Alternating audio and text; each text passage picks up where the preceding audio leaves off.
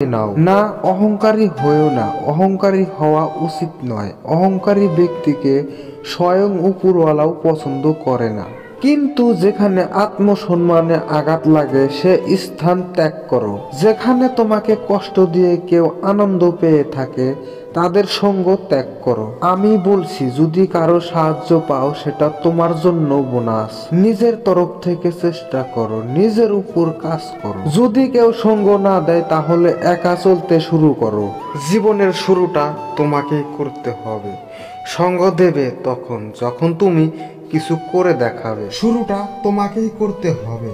আর শুরুর দিকে হয় একা, না হয় অল্প সংখ্যা মানুষ নিয়ে এগিয়ে যেতে হবে। তুমি জোর করে কাউকে আটকে রাখতে পারবে না।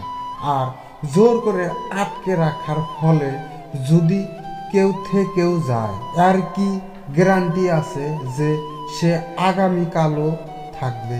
সুযোগ পেলে সেও কেটে পড়বে। তাই নিজের লড়াইটা নিজেই লড়তে শেখো, নিজের উপর বিশ্বাস রাখো।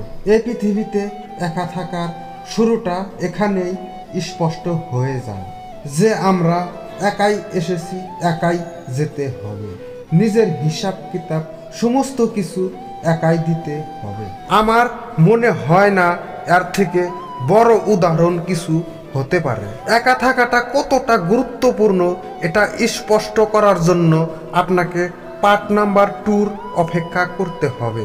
তো গাইস, শায়রিটা যদি ভালো লাগে কমেন্ট করে আপনাদের মতামত অবশ্যই জানাবেন।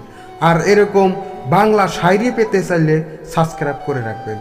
আর নিজের খেয়াল অবশ্যই রাখবেন, কারণ এই স্বার্থপর দুনিয়ার মধ্যে আপনি ছাড়া আর কেউ নেই। ভালো থাকবেন, সুস্থ থাকবেন। খোদা হাফেজ।